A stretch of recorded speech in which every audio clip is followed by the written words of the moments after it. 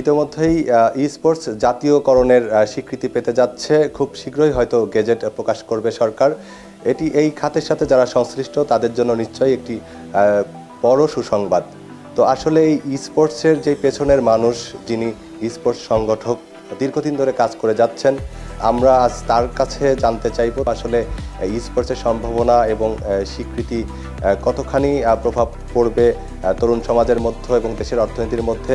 তো আমাদের সাথে আছে গিগাবাইটের কান্ট্রি ম্যানেজার খাজা মোহাম্মদ আনাস খান। ভাই, আপনাকে প্রযুক্তির মোহনায় স্বাগত। ধন্যবাদ আপনাকে যে আপনি একটি সুন্দর উদ্যোগ নিয়ে আমার সামনে আসতে পারছেন বা আমরা একসাথে কথা বলতে পারতেছি। আপনাদের প্রচেষ্টা বা যারা গেমার আছে তাদের প্রচেষ্টা এবং তাদের যে দীর্ঘদিনের যে আকাঙ্ক্ষা সেটি পূরণ হতে যাচ্ছে। এই খেলাটি জাতীয়করণের স্বীকৃতি পেতে যাচ্ছে। তো আসলে এই সংবাদটা কতখানি ভালো লাগার? এটা তো আসলে অনেক বড় একটা আনন্দের এবং ভালো লাগার, যেটা আসলে বলার কোনো শেষ নাই। আমি বললে তা না, যত ইয়র জেনারেশন যারা ই স্পোর্টস প্রেমিক সমস্ত গেমারদের একটা প্রাণের জায়গা ছিল। এবং এটা যেহেতু আপনি আমাদের ক্রীড়া মন্ত্রণালয় ডিরেক্টলি এটাকে স্বীকৃতি প্রদান করছে, এটা মনে হয় একটা ঈদের মতো আনন্দ উচ্ছ্বাস এবং মনে করি। এই জন্য আমি গিগাবাইট এবং স্মার্টের পক্ষ থেকে আমি সর্বপ্রথম আন্তরিক শুভেচ্ছা এবং অভিনন্দন জানাই যে আমাদের ক্রীড়া সচিব স্যারকে, যে উনি আসলে এই জিনিসটাকে সবার জন্য উন্মুক্ত করে দিয়েছেন এবং সুন্দর একটি রূপ ধারণ করছে। তা আসলে এই স্পোর্টস নিয়ে আমরা অনেকেই 20 বছর যাবৎ কাজ করতেছি। বিভিন্নজন বিভিন্নভাবে বাধার সম্মুখীন হতেছিল, বিভিন্ন ধরনের আলোচনা ছিল। তবে এইটা যেহেতু একটা সমাপ্তি করছে এবং সবার চোখের একটা আশা ছিল, মনের আশা ছিল, সেই জায়গাটাতে আসছে। এটা একটা অনেক বড় একটা আনন্দের ব্যাপার। আর এই স্পোর্টস একটা অনেক বড় একটা প্ল্যাটফর্ম, আমি মনে করি বিলিয়ন বিলিয়ন ডলারের একটা প্ল্যাটফর্ম।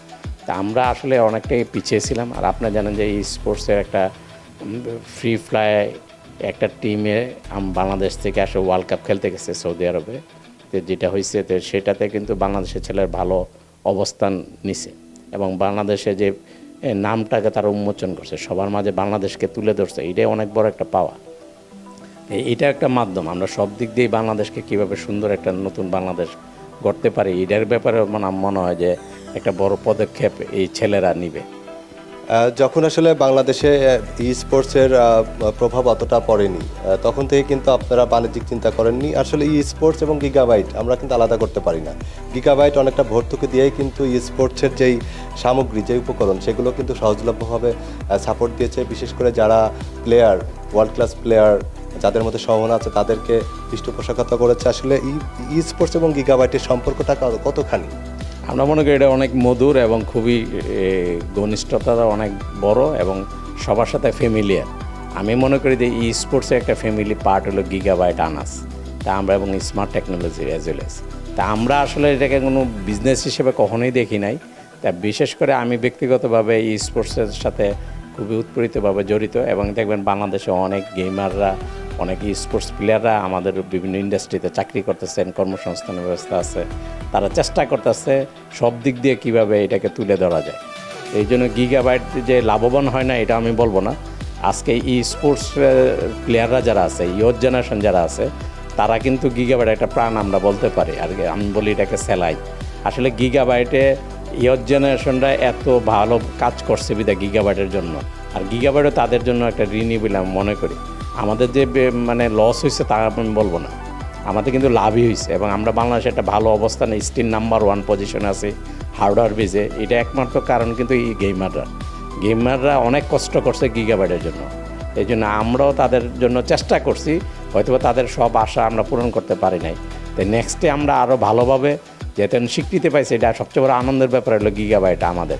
তা আমরা যেহেতু এটা নিয়ে কাজ করতেছিলাম ভালোভাবে, অন্য ব্র্যান্ডও কাজ করতেছে, আমি মনে করি আরও অনেক ব্র্যান্ডরা এটাতে এখন আসবে, তেন কম্পিটিশনটা আরও বড় লেভেলে যাবে। তা আমরা চাই তাদের প্রত্যেকটা প্লেয়ারের পিছনে যাতে সবাই কোনো না কোনোভাবে থাকে, তাহলে তো প্লেয়াররা এখানে একটা ভালো ইন্সপায়ার পাবে, তারা আগ্রহ পাবে। এবং এইটা কিন্তু একটা যখন গভর্নমেন্ট স্বীকৃতি দিয়েছে একে, আপনি ক্রীড়া মন্ত্রণালয় থেকে, আমি মনে করি এটা একটা ইনস্টিটিউট এখন দাঁড়ায় যাবে, বাংলাদেশে একটা ইন্ডাস্ট্রি দাঁড়াবে।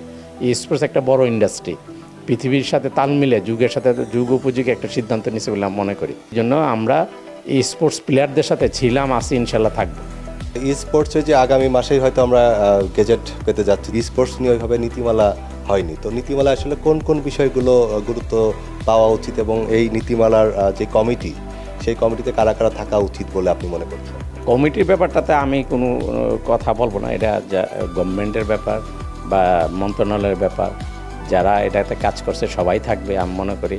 যাদেরকে দিয়ে গেমাররা, বিশেষ করে যারা গেম খেলে, তাদের দাবি অনেক বেশি। অনেক অর্গানাইজার আছে যারা এইগুলো নিয়ে কাজ করছে, বিভিন্ন ইভেন্ট ম্যানেজমেন্টগুলো আছে, তারাও এনে কাজ করছে, এবং বিভিন্ন ইউনিভার্সিটি ছেলেমেয়েরা আছে, তারাও কাজ করছে। এটা অনেকেই দাবিদার বলে আমি মনে করি। এটা এরকম না, আসলে যেটা ভালো হয় সেটাই করা উচিত। সবচেয়ে বড় ব্যাপার যে এখন একটা স্বীকৃতি পাইছে, সবগুলা ক্ল্যান, সবগুলা প্লেয়ার, সবগুলা মেম্বার একটা আমব্রেলার নিচে এখন আসতে পারবে। এটা একটা সবচেয়ে বড় প্ল্যাটফর্ম। আর এই প্রথমেই প্ল্যাটফর্মটা যাতে সবাই মানে সুন্দরভাবে করে, এটা একটা সুন্দর জিনিস উঠে আসবে। আমি আবারও বলতেছি, এটার মাধ্যমে বাংলাদেশ নতুন এক বাংলাদেশের রূপ দেখতে পারবে, ই স্পোর্টসের নতুন এক বাংলাদেশ দেখতে পারবে। অলিম্পিকে বাংলাদেশের অর্জন খুবই নগণ্য এবং অলিম্পিকেও কিন্তু ই স্পোর্টস অন্তর্ভুক্ত। আসলে এই ই স্পোর্টসের দৌলতে কি অলিম্পিকে আমাদের বড় অর্জন আমরা কি পেতে যাচ্ছি কিনা?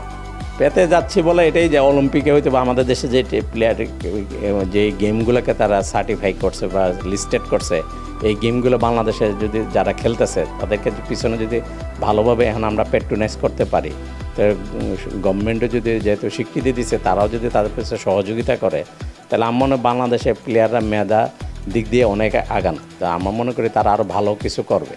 এবং আমরা কিন্তু অনেক পূর্বে অনেকগুলো গেমার, আমরা কিন্তু বিভিন্ন এশিয়া কাপগুলো বিভিন্ন জায়গায় আমাদের প্লেয়াররা গেছে, আমি নিজেও গেছি, তারা কিন্তু চ্যাম্পিয়ন হয়েছে ক্ল্যানগুলো। আর রেনবো সিক্সের আগে ছিল, তারা কিন্তু চ্যাম্পিয়ন ছিল। তো অনেকগুলো টিম বা এখন আমাদের অনেক ভালো ভালো ডটা আসছে, ডটা এবং আপনার এই ভ্যালোরেন্ট আছে, এই গেমগুলো খুবই ভালো। তো এবং এই গেমগুলো না ক্রেজ আছে ওয়ার্ল্ড ওয়াইড। তো আমার মনে হয় এইগুলোর পিছনে সবাই আর একটু কাজ করতে পারে। এই গেম নিয়ে মানুষের মধ্যে কিন্তু একটা নেতিবাচক ধারণা এক সময় ছিল, যেটি যদিও যত প্রযুক্তি আপডেট হচ্ছে ততই কিন্তু এই ধারণাগুলো কিন্তু ম্লান হতে যাচ্ছে। তো সেক্ষেত্রে এখানে কিন্তু অনেক বাধা, সামাজিক বাধা, অর্থনৈতিক বাধা, অনেক কিছুই আছে। তো এইগুলো আসলে কিভাবে ওভারকাম করে নতুন নতুন প্লেয়ার তৈরি করা যেতে পারে? এটার জন্য আসলে নেগেটিভ পজিটিভ সব কিছুতে আছে, আর আমি ভালোটাকে ভালো ব্যবহার করলেই এটা ভালো রূপ ধারণ করবে।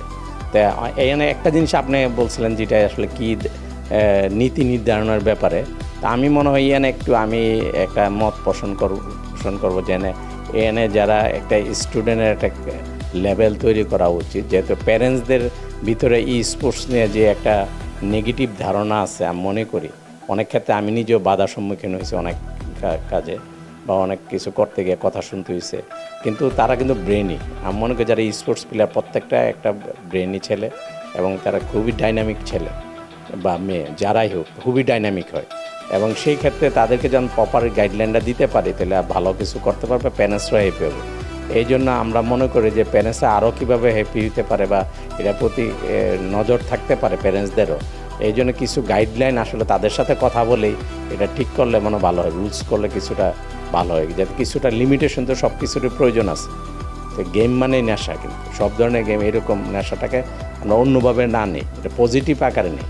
আমরা ক্রিকেট খেলি, এটা তো নেশা। আমরা খেলা দেখতেছি রাত বসে, দিন বসে, একটা ক্রিকেট ম্যাচ সারাদিন টেস্ট ম্যাচ দেখতেছি। তো ফুটবল খেলা দেখার জন্য আমরা রাতে 2টা-3টা বাজে উঠে বসে রয়েছি কেন? তো আসলে কিন্তু এই যে একটা জিনিসটাকে পজিটিভ দিক দেখতে হবে আমাদের। তো এই জন্য আমরা মনে করি প্রত্যেকটারই ভালো রূপ আছে, খারাপ রূপও আছে। আমরা খারাপের আলোচনা না করে ভালোর আলোচনাটাই করি, পজিটিভ দিক নিয়ে কাজ করি। পজিটিভ অলওয়েজ পজিটিভই আমি মনে করি রূপ ধারণ করবে। যাদের একটি স্মার্টফোন আছে তারাও কিন্তু প্লেয়ার, অবশ্যই। তো এইটার মার্কেট ভ্যালু কিন্তু অনেক। তো নতুন প্লেয়ার, নতুন গেমারদের জন্য আপনার কি পরামর্শ থাকে? নতুন গেমার এবং নতুন প্লেয়াররা যারা আসবে, বা সবাইকে আমরা একটাই বলবো, সবাই মিলে একসাথে যদি কাজ করে, কিছু রুলস তাদের ভিতর থেকে আমাদের নিতে হবে, আমরাও তাদের কাছে নিতে হবে। তো সবাইকে মিলে একটা প্ল্যাটফর্ম তৈরি করলে আমার মনে হয় এটা ভালো হবে, এবং সবার সমন্বয়ে আমি মনে করি একটা এই স্পোর্টসটাকে আগে মানে সামনের দিকে নিয়ে যেতে হবে, এগিয়ে নিয়ে যেতে হবে। আর আপনারা জানেন গিগাবাইট টোটালি একটা হার্ডওয়্যার বেস কোম্পানি। তা আমরা আসলে ই স্পোর্টস যত ভালো হবে, বড় হবে, আমাদের মতো হার্ডওয়্যার কোম্পানিগুলো আরও আনন্দ পাবে, তাদের বিজনেস অপরচুনিটি অনেক বেশি থাকবে। তা আমরা আশা করি সবসময় পূর্বের নেই, প্রত্যেকটা গেমার, প্রত্যেকটা প্লেয়ারের সাথে আমরা একাত্মতা ঘোষণা করবো এবং ছিলাম, আছি, আরও ভালোভাবে থাকার এখন সুযোগ হয়েছে বলে আমি মনে করি। অনেক কিছু থেকে কোশ্চেন স্ট্যান্ড কমে যাবে আমার প্রতি। গিগাবাইটের কান্ট্রি ম্যানেজার খাজা মোহাম্মদ আনাস খান ভাইয়ের সাথে দীর্ঘক্ষণ কথা বললাম। তিনি আমাদের অনেক মূল্যবান সময় ব্যয় করে আমাদের সময় দিয়েছেন, এজন্য তার প্রতি কৃতজ্ঞতা। দর্শক, আমরা একটি নতুন বাংলাদেশের কথা বলছি। আসলে নতুন বাংলাদেশ গড়তে হলে আমাদের কিন্তু সব সেক্টরকেই সমানভাবে গুরুত্ব দিতে হবে, কিছু কিছু সেক্টরকে একটু বেশি প্রায়োরিটি দিতে হবে, এবং সেই দায়বদ্ধতা থেকেই কিন্তু ই স্পোর্টসের বাজার সারা বিশ্বব্যাপী, এবং এটি কিন্তু অস্বীকার করার কিছু নেই। আর এটির অর্থনৈতিক যে আমাদের দেশের যে ই স্পোর্টসের যে সম্ভাবনা রয়েছে, এটি সঠিকভাবে যদি পরিচর্যা করা যেতে পারে, সরকার যদি পাশে দাঁড়ায়, তাহলে কিন্তু এই সেক্টরটি হতে পারে অনেক সম্ভাবনাময় একটি খাত।